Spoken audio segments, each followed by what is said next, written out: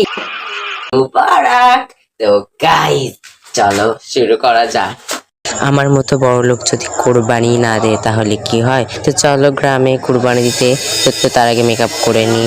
ও, আমি তো ভুলেই গেছি আমি ছেলে। তো তাহলে কি মেকআপ হবে না? তাহলে কি কিছু করবো না, এইভাবেই চলে যাবো। তো সবাই চলো। আসসালামু আলাইকুম গাইস। তো এটা আমার দুলা ভাই হাই দিচ্ছে, আর আমি না তাকাতে পারতেছিলাম না, এত পরিমাণের বাতাস। আর গ্রামের রাস্তার মধ্যে শেষ হয় না, কহানে আইসি গাইস, কহানে যে এখানে কোনো গরু নাই। তো আধা ঘন্টা 20 ঘন্টা খুঁজা টুইজা একটা অবশেষে খোঁজ পাইছি। তো আমি গাড়ি থেকে নাইমা হাঁটা শুরু করছি এবং গোয়ালে ঢুইকা দেখি যে ওয়াও, হ্যালো, তোমার নাম কি কাউ? তোমার নাম কি? ওর নাম হচ্ছে টান্টু না ফান্টু, আমি মনে নেই। চুলকানি দিচ্ছি, তুমি চুলকা খাবার? নাও নাও, চুলকাই দি। আরে ভাই, আমার টাইম নাই, সরো তো, বাই বাই।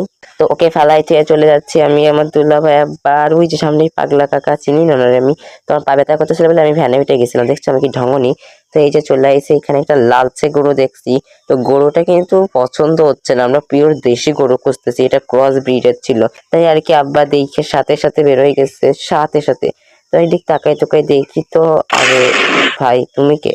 যাই হোক, অন্য এক জায়গায় পাইছি, তো সেইখানে নামলাম। নাইমা দেখি রাজেশ ঠোকাচ্ছে, কোনো কথা? তোদের বাসায় মেয়ে মন্ত্রে আমাদের ঠোকাতে পারিস? তো এখানে দুইটা ক্রস ব্রিডের লাল রঙের গরু ছিল। তো এরা যেহেতু ক্রস ছিল আর আমরা যেহেতু পিওর দেশি খুঁজতেছি, তো এটাকে আমরা ক্যান্সেল করে দিই।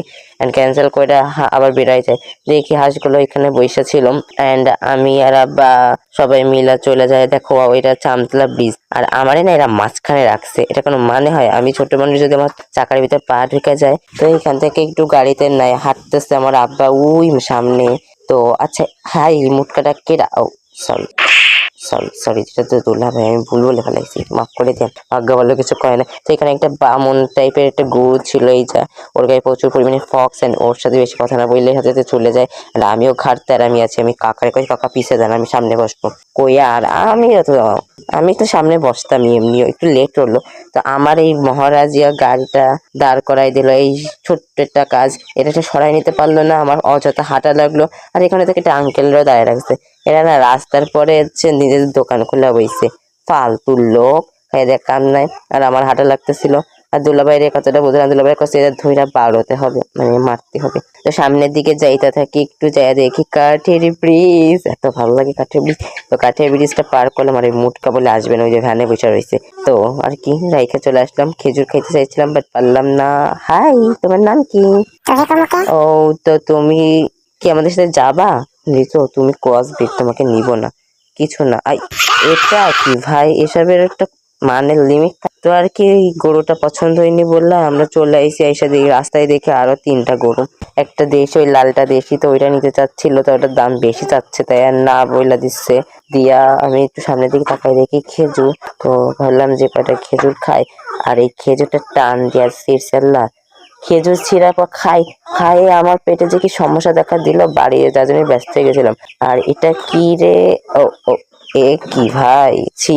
যাক, এখানে আরেকটা গরু দেখছি, এটা হচ্ছে 80,000 চাচ্ছে, আর এটা 1 লাখে বিক্রি করে দিছে। এই সাদাটা 1 লাখে বিক্রি হয়ে গেছে। আর আমি যেন কাকে নিতে যাচ্ছিলাম, আমি ওকে নিতে যাচ্ছিলাম। হ্যাঁ, আমি ওকে। ও যে এত কিউট, মাশাআল্লাহ। আরে ফাইনালি তাহলে একটা গরু পাইছি দেশি, তো একেই সিলেক্ট করি।